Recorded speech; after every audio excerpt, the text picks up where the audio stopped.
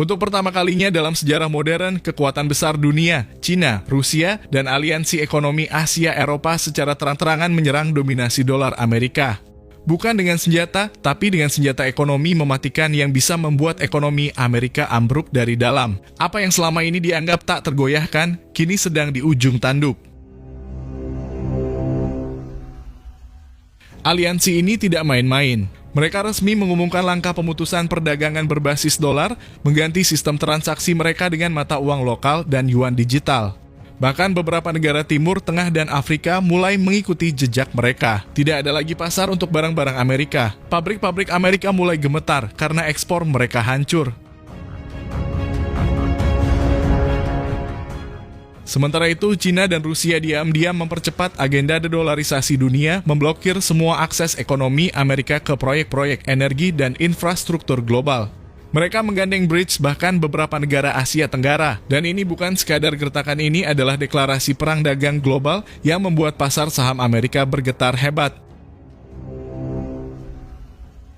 Cina dan Rusia kini memimpin aliansi anti-dolar, mengandalkan mata uang lokal dan emas untuk transaksi internasional. Ini bukan lagi perang tarif, ini adalah perang ekonomi global yang mengubah tatanan dunia seperti yang kita kenal selama ini. Amerika kini menghadapi krisis kepercayaan internasional dan dunia mulai bergerak tanpa mereka. Perang dagang terbaru antara Amerika Serikat dan Cina tidak lagi sekadar soal tarif impor, ini sudah berubah menjadi pukulan telak terhadap dominasi ekonomi global AS. Keputusan Presiden Trump untuk menaikkan tarif hingga 104% justru menjadi bumerang besar yang mengguncang kepercayaan pasar dunia terhadap produk Amerika. Sejak pengumuman tarif super tinggi itu, berbagai negara mulai merespons dengan keras. Cina langsung membalas dengan memberlakukan tarif tambahan 15% pada produk-produk utama Amerika, termasuk batu bara dan gas alam cair. Tapi yang lebih mengejutkan, respon Cina tidak berhenti di sana.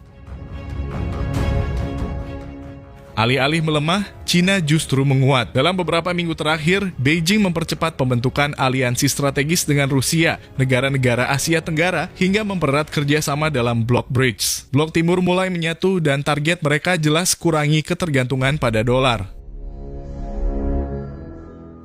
Di dalam negeri, banyak perusahaan Amerika kini mulai kelabakan. Apple mengalami penurunan penjualan yang signifikan di pasar Asia. Tesla menunda ekspansi baru di kawasan Asia karena hambatan logistik dan penolakan pasar. Brand Amerika tak lagi jadi simbol prestis, malah jadi simbol masalah.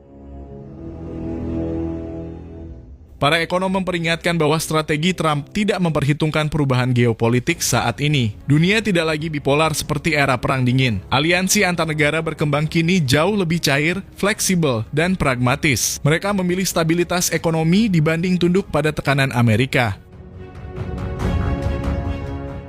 Dan disinilah letak blunder besar Trump. Alih-alih memecah kekuatan Cina, ia justru menyatukan musuh-musuh lamanya. Rusia kini secara terbuka mendukung Cina dalam perang dagang ini. Mereka bahkan mempercepat integrasi sistem pembayaran berbasis rubel dan yuan.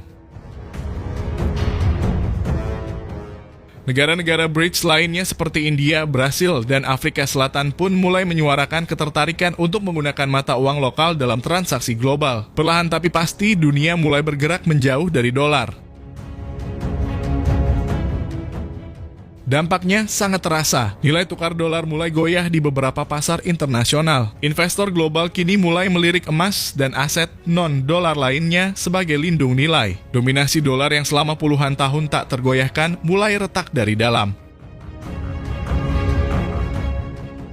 Cina sendiri makin percaya diri. Mereka memperluas penggunaan yuan dalam perdagangan internasional, khususnya dengan negara-negara penghasil energi dan pangan. Bahkan Arab Saudi disebut-sebut mulai mempertimbangkan ekspor minyak dalam yuan.